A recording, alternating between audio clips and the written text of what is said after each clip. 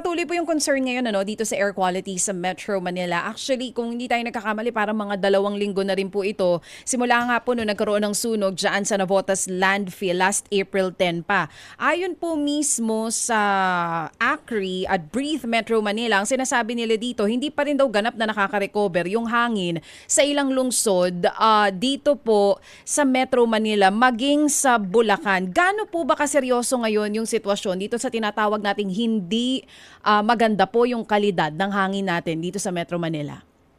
Tama po, no, ma'am, no. Actually, it's now 2 weeks, no, 14 days. And base na rin po sa aming ongoing monitoring, patuloy pa rin po, no, ang paglala ng hangin. Hindi na lamang po sa upper corridor or northern corridor ng Metro Manila. Nakikita na po natin na hindi na lamang sa Navotas, Malabon, Valenzuela at Quezon City. Ngayon po ay lumalala na rin yung hangin, no, sa ibang bahagi ng Metro Manila, sa Mandaluyong, sa Las Piñas. And even nga po, no, outside of Metro Manila, particularly in Bataan and Bulacan. Kapag sinasabi po natin na lumalala, no, at least this morning po, no, we are at unhealthy air quality levels, no. Yun po ay base sa ating air quality index. Ang unhealthy po, ito po yung orange, no, particularly unhealthy for sensitive groups.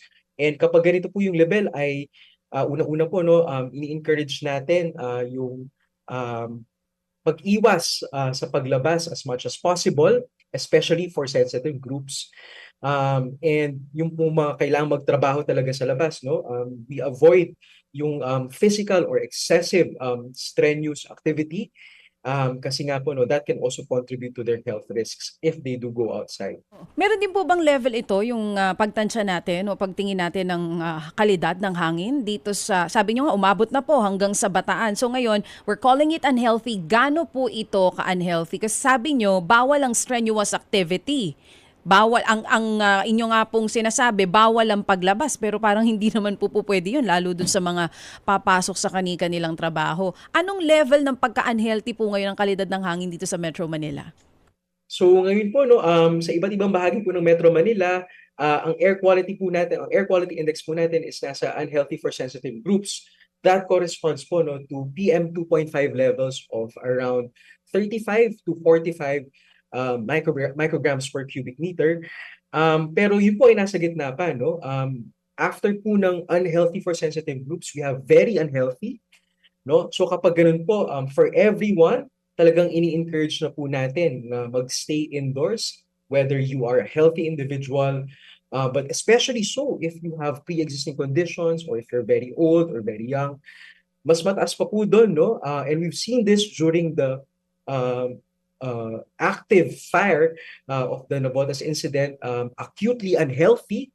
And yung pinakamalala po is yung emergency levels. So kapag po ganun, ay kailangan na ng evacuation, especially for affected areas. Okay, so nasa gitna po tayo ngayon, pero sabi ninyo, for sensitive groups, hindi nyo sila pinapayagang lumabas sa ngayon. Sino-sino po ito nandito sa grupo na ito? Po ba yung mga bata, senior citizens, yung mga may comorbidities?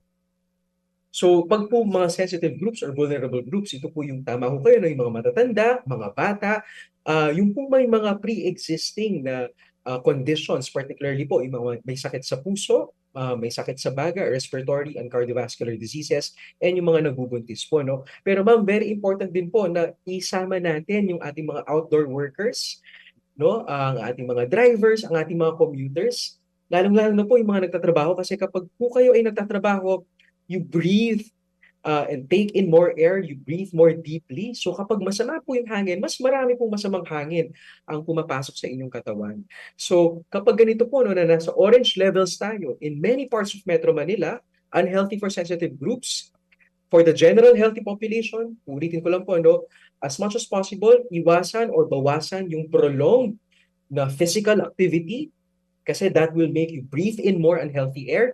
Para po sa mga sensitive groups, talagang strongly encourage po, no, na tayo ay magstay indoors and doon po sa talagang mga walang pagkakataon or mahihirapan talaga na hindi lumabas, no, dito po tayo nagre-recommend na talaga ng pag-wear ng appropriate mask, particularly N95 or KN95 kasi typical po na maskara, yung ating mga cloth mask or yung typical surgical mask ay hindi po sapat para protektahan tayo sa PM2.5 and all of the other pollutants na nanggagaling sa polusyon na nararanasan natin ngayon. Mga kapatid, para sa iba pang mga balita at impormasyon, sundan niyo po kami sa X, Instagram, Facebook at syempre sa TikTok, True Network PH. Mag-subscribe din po kayo ha sa aming YouTube channel, True Network. May website din po tayo, truenetwork.ph, at pwede nyo rin po kaming mapanood sa Channel 19 ng aming True FM TV. Lagi pa rin makinig sa radyo dito po sa 105.9 True FM dahil dito, lagi po sa'yo, kapatid. Tayo sa totoo, tunay at tapat.